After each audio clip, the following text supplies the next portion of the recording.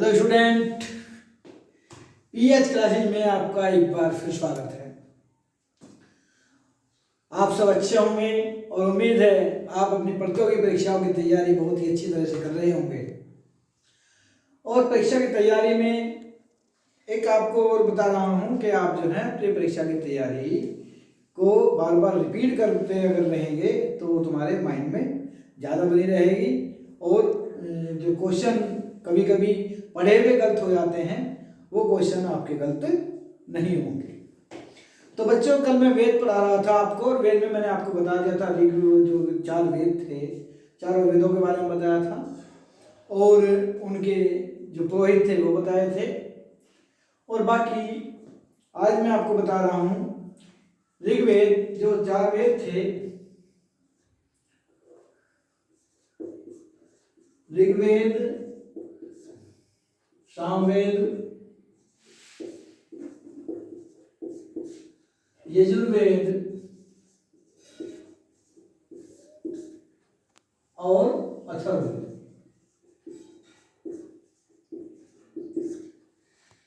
जो ये चारों वेद हैं, कल मैंने इनके पुरोहित बता दिए थे। पुरोहित मैंने बताए थे ऋग्वेद का होत्र, सामवेद का उद्गाता, अथर्ववेद का ब्रह्मा और यजुर्वेद का अथर्ववेद बताए थे। अब मैं बताऊँ कि इस ऋग्वेद और सामवेद, यजुर्वेद, अथर्ववेद में ये किस किस विषय से संबंधित है। जो ऋग्वेद है, ऋग्वेद में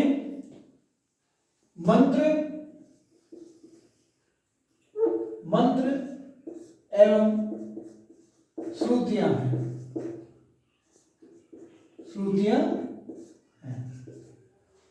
श्रुतियों का वर्णन है। और जो सामवेद है, सामवेद को जो है संगीत से संबंधित है, संगीत यानी गायन। और जो यजुर्वेद है,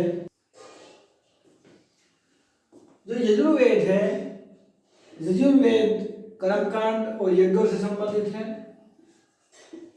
कर्मकांड और यज्ञ से संबंधित है। और जो अथर्ववेद है, अथर्ववेद में अंधविश्वास,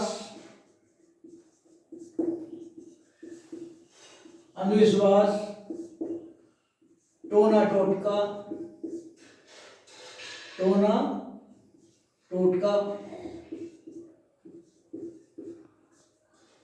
टोटका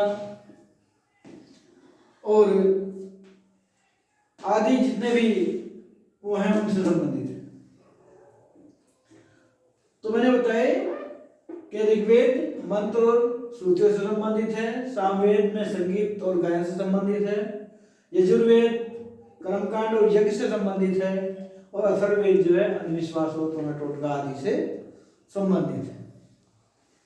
देखो, जो ऋग्वेद है, ऋग्वेद में मैंने कल आपको बताया था कि ऋग्वेद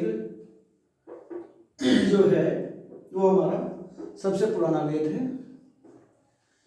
संगीत का क्वेश्चन जो आता है, इसमें आता है कि संगीत से संबंधित कौन सा वेद है? सामवेद है। यानी संगीत का जनक कौन से वेद को माना जाता है? सामवेद को माना जाता है। और कर्मकांड और यज्ञ कौन से वेद में दिए गए हैं? यजुर्वेद में दिए गए हैं। और अंधविश्वास टोना टोटका आदि से संबंधित कौन सा वेद है? वो अथर्ववेद है। एक चीज और, एक क्वेश्चन बनता है कि ऐसा कौन सा वेद है जो ऋग्वेद पर आधारित है? ऋग्वेद पर आधारित हम कह सकते हैं, या ये कह सकते हैं कि ऋग्वेद का लगभग 75% हिस्सा, 75-80% हिस्सा कौन सा वेद ऐसा है जो ऋग्वेद से लिया गया है? तो वो वेद है सामवेद। यानी सामवेद में 70% हिस्सा किससे लिया गया है? ऋग्वेद से लिया गया है, ऋग्वेद से लिया गया है। लिया गया है। और ये ऋग्वेद की एक तरह से ये समझ लीजिए ये पद में है। काय में है? पद में। यानी ये ऋग्वेद का पद आधारित है। अब क्वेश्चन बनता है कि ऐसा कौन सा वेद है जो गद और पद दोनों में है? तो ये यजुर्वेद जो है, यजुर्वेद गद और पद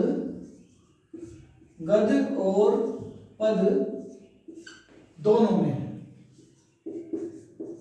गद और पद दोनों में है। ठीक है। आपको इससे अलग कुछ मुख्य क्वेश्चन बताता हूं, मोस्ट क्वेश्चन बताता हूं।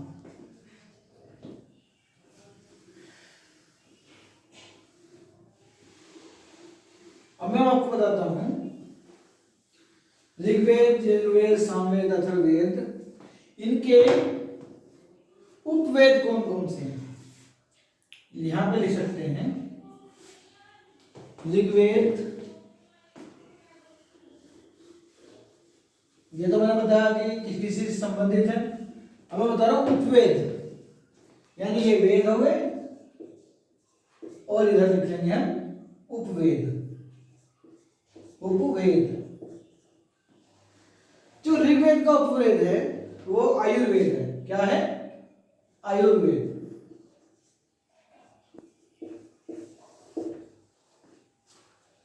और जो सामवेद का उपवेद है, सामवेद का उपवेद है गंधर्व वेद। गंधर्व वेद। जो यजुर्वेद है, यजुर्वेद का उपवेद है धनुर्वेद।